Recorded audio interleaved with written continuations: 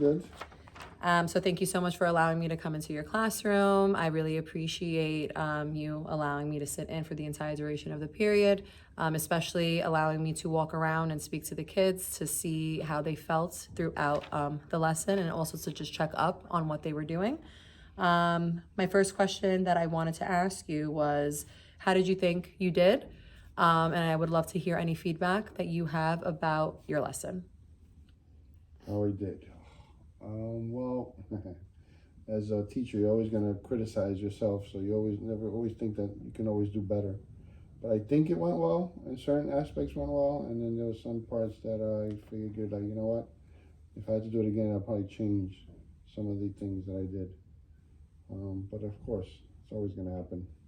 So to better help you answer that question, what were some things that you think you did very well versus to something you think you can work on? Things that I did well. My line of questioning. I always feel like I have a good rapport with the kids. So when I ask them certain questions, I'm able to fully like explain it to them so that way they understand. So break it down for them, and then I always want to hear their opinions of what they have to say.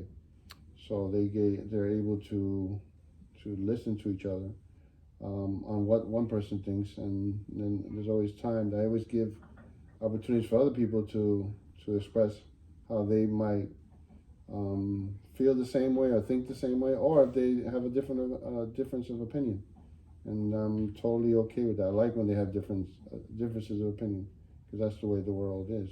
People are not always going to agree with what you have to say. And in social studies, especially, it allows you to do that. You can't do that so much in the other classes. Absolutely, and I definitely agree with you. I definitely heard a lot of lower level questions, but they did advance as the lesson went on. And you ended up giving a lot of critical thinking questions to the students, which I appreciated.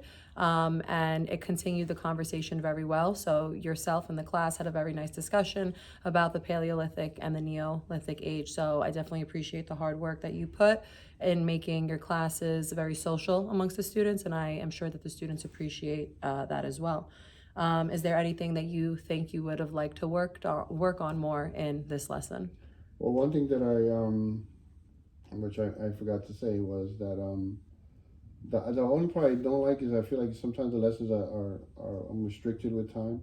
So like I don't like the fact that I have to tell them, hey, read the chapter beforehand or read the lesson beforehand. I would love to have time in class to do that, but I really don't want to just like, okay, everybody read, start for 10 minutes or 20 minutes to read the lesson and then discuss it. I feel like those 20 minutes, it's more valuable of us discussing about what we read and what we think about different things. So that's the only part. And there's always those one or two kids that don't go and they don't read anything, and then you see them trying to read the lesson as we're going over the lesson. So that's the part that I don't like. Absolutely. I understand. I can also relate through personal experience, having those few students that don't go home to do the readings. Is there any way you think that you can engage those students to do the readings at home for homework? Well, one thing that I've tried since that lesson is that now I'm actually giving them homework assignments, and I'm giving them questions about the reading. That the only way they can answer those questions is actually that if they actually go and do the actual reading. So Great they have job. to do that beforehand, before the lesson. So that has inspired some of the kids, because it's not just I'm giving them the homework, they're being graded at that homework, and before they even show up to the class to discuss it, it's already graded. And they know, like, oh shoot, I have to make sure that I read ahead of time if I want a good grade. That works for most of the kids. Doesn't work with all, but you know what? Little by little, I see more and more kids showing up to class prepared to discuss the lesson. So that works. I'm glad that that has been working well with you. Very nice. How did you intend for the students to learn? I'm sorry, what did you intend for the students to learn from the lesson that you presented in the class earlier this week? So my intention was the lifestyles of how the Paleolithic and the Neolithic age, about during that time period. Great. No, I definitely saw that during your lesson. It was very interesting. I saw that the students were very engaged in the lesson, which was absolutely fantastic. Going back to what you said earlier about those discussions, and as I was walking around the room and listening into the students' conversations, I did hear a lot of them actually speaking about the Paleolithic age and how cool it would have been to live in the past and compare it to the Neolithic age and how they would have liked to live during that time. So definitely seeing that the students are kept engaged throughout the class shows a lot about your teaching style. Well, they do love to talk about themselves. So if you ever get posed a question that they can talk about themselves, how would they look during this time period? What would they do during this time period? So they love that part. Who doesn't like to talk about themselves? Mm-hmm. Probably me. I don't like to talk about myself. That's why I don't want to be on camera. But anyway, sorry. So how do you know that the students, in fact, learned what your intended objective of the lesson was? Well, good question. Well, just them being able to like the way they were answering back at me. So it's my goal that when they answer questions in class, that they use the vocabulary that's included in the text and the vocabulary that we've discussed in class. If they give me answers that sound like made up answers, it doesn't help anything. It doesn't tell me that they actually read or that they understand what we're talking about. But when they're able to use the vocabulary and they use it the right way, the correct way, like they use the words nomad, they use the word revolution. These are words that we discussed beforehand, and they were actually able to use it, and that makes me feel like they understood what we were talking about.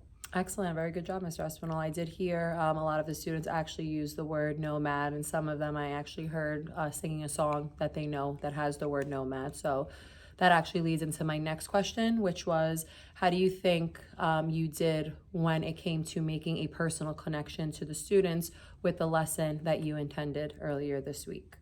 I mean, I don't know if you noticed, but at one point I was talking about the movie Ice Age. Yes. Which that is not. Sometimes the kids watch these movies, sometimes they don't. So I noticed that most of the kids, when you talk about cartoon movies and stuff like that, they know what I'm talking about. Sometimes when a person comes in and they start talking about it, like, wait, why are you just referencing, a movie or something like that? But I'm just trying to make it easier for them to understand. Sometimes a picture or a video is worth so much more than just talking about something. So when I talk about certain things, I like to relate it to things that they might have seen before. I'm not asking them to watch the movie beforehand, but I'm just saying that sometimes they can relate to it better. So, for example, like when I made reference to Woolly Mammoth, I said, the guy from the Ice Age, the main character. I said, oh, who's the main character? And then I told them, the mammoth, the one that looks like an elephant. And they're like, oh yeah, he had the tusks. Like, yeah, oh okay. So it just made it easier for them to understand, to put themselves in that state of mind, or at least in that they could reference it better. Absolutely, and I definitely think by you making the lessons personable and having those 2-3 minutes of just giggle time with the students, comparing it to a movie that they've recently seen, I definitely think that helps you keep the class engaged, which you do a fantastic job with. So I appreciate your hard work when it comes to being able to keep the class engaged. Oh, you're making me blush. That's fantastic, of course. But sure, I'll take that. And one of my last questions is just, to what degree do you feel like you maintained classroom management in your class with the students that were there when it came to the routines and the procedures? I do know that sometimes when students see another teacher or someone walk into the classroom, they seem to tense up, but walking into your room and sitting here for the 44 minutes definitely did seem like this was something that happens every single day. There was no change in the way that the students act. So I just want to know, how do you maintain such a great rapport and manage the class very well? Well, with this class in particular, I mean, at the beginning of the year, it was hard for me to understand how they related to each other, because many times somebody says an answer, they laugh. Another person says an answer, they laugh. I'm like, what is this? We don't laugh in here, in this class. We respect everyone's answers. Just like when you say something, you don't want anyone to laugh at you, you give the same respect to other people. One way I do that, which I think works well, is that I tell them to, you know, to discuss questions or discuss answers with each other, and they actually don't respond with what they think. They have to respond with what another person says or what another person thinks. So when they give answers, they got to give answers that make sense. That way, sometimes, you know, just to keep them on task. Sometimes they want to be a little silly and say something that doesn't make any sense, but they remember that their friend is gonna say what they said. So they got to make sure that they stay on course and they don't say anything that's disrespectful to each other. But I make sure that they're doing that. What was the other part of the question that you asked? I'm sorry. I believe I asked just how you keep that positive rapport with your students. Well, definitely. That's what I do. I do. I try to make sure that they feel free. Feel comfortable speaking. Just like I want to feel comfortable speaking and sharing my ideas of what I think. I want them to feel the same as well. But they're not being judged. I never in social studies. You can say so many different things. You have your own opinions about what you think, and that's okay to think a certain way. As long as you can back up why you think or thinking that way, that's totally acceptable in class. I think it's a great idea of keeping students accountable for other students in the class as well, because like you said, just reiterating what you already said, students are able to learn from one another, and they can also help them stay on task for their lesson. So overall, I think you did very well with your lesson, and I do appreciate a lot of the stuff that we had discussed. I would like to go over some of the notes that I have with you about the lesson that I came to observe. So I definitely saw a lot of moments of student learning. I saw exactly what you said when students were able to use a specific vocabulary terminology, such as revolution and nomads. So great job with that. I heard you explain the objective. You broke it down into two parts, which was discuss what I read with my partner, and does anyone have any questions? And you kept reiterating that same question, does anyone have any questions? So that shows me that you are on top of your students and making sure that they are on task and accountable for the work that they're doing. I appreciate the feedback that you give to the students. I definitely think by you constantly saying nice try and great answer, good work, is keeping that positive rapport that benefits you when it comes to your classroom management. So great job with that. Back to the questioning, you had a lot of lower level questioning in the beginning of your lesson, but I can understand why, and I can see how it flowed into the critical thinking questions that you did have at the end, especially with the exit ticket that you gave the students, which was to focus on a specific detail to compare and contrast the lifestyles in the Paleolithic and Neolithic age. And overall, I am very happy with what I was able to observe earlier this week. Thank you for making me feel comfortable coming into your classroom. And is there anything that you would like me to focus on the next time I come to observe you, which will be announced? Well, I mean, what do I want you to see? I want you to, I guess, make sure that that everyone is being engaged. That you know, there's some certain kids that that struggle, that they're a little shy about what they have to say. Like we have some kids here that, you know, English is not their predominant language. You know, they speak more Spanish. So sometimes they do want to answer me in Spanish, which I do because I do understand Spanish. But I would like for somehow to get them to feel comfortable speaking English in class. You know, and I try to break it down. I know you saw me break it down maybe a little too much sometimes. But that's more because I'm trying to cater for those students that can't fully grasp the concepts that are happening when they're reading the text or information in English. So if you just to make sure that I'm, you know, maybe not going too much into it, but also that I do it enough to engage those students. So just look out for that, because again, Okay. sometimes I go into a tangent sometimes, and I'm so focused and I forget about those students. So I just want to make sure that I'm catering to everyone that's in the class. Okay, I will absolutely take note of that for the next time I do come in to observe you. Just something that I do know on top of my head, a recommendation would be using a website called Jamboard. And on that website, you can have students basically write their answer on a post-it sticky note, and they can sign their name, and you can post the Jamboard on the smartboard for the students to not only see their response, but to also see the responses of the other students in their class as well. So maybe that is something that you can give a shot at in your class to see if that works well with you and the students.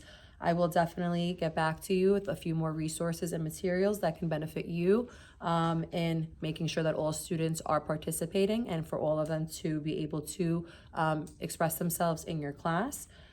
And that is all. So I'm sorry to interrupt you, but you said Jamboard? Yes, Jamboard, is that like an online? it's an online website. Yes, an online Oh. website. Yes. You said sticky notes. Wait, sticky notes is on the red, but It's like a Jamboard- cool animated sticky note type of website where people can post their notes on and it. who sees it? You can see it, the students can see it, and if you post it on the smartboard, everyone in the class can see it.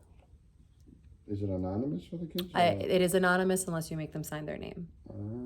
Okay, so that's good. I Yes. like the fact that they can put a question and they can see the question, but they don't know who it's coming from. Because Absolutely. that's the main thing. People sometimes the kids are scared to share their question because they're like, wait, they're gonna make fun of my question. Here they wouldn't make fun of it. Okay, that's a good idea. And if you have any available time next week, we can definitely set up a quick meeting where I can show you how to use the website appropriately so it can hopefully benefit your lessons in the future. Sounds good. All right, Mr. Espinal, thank you so much for your time. I really appreciate it, and I am looking forward to observing another one of your classes. My door is always open. You can come by anytime. Thank you, Mr. Espinal. visitors. I think they behave a little better when somebody else is in the classroom. So you guys come in, they behave better. Hey, better for me. All right, Mr. Espinal, thank you so much. No problem, Ms. Julich.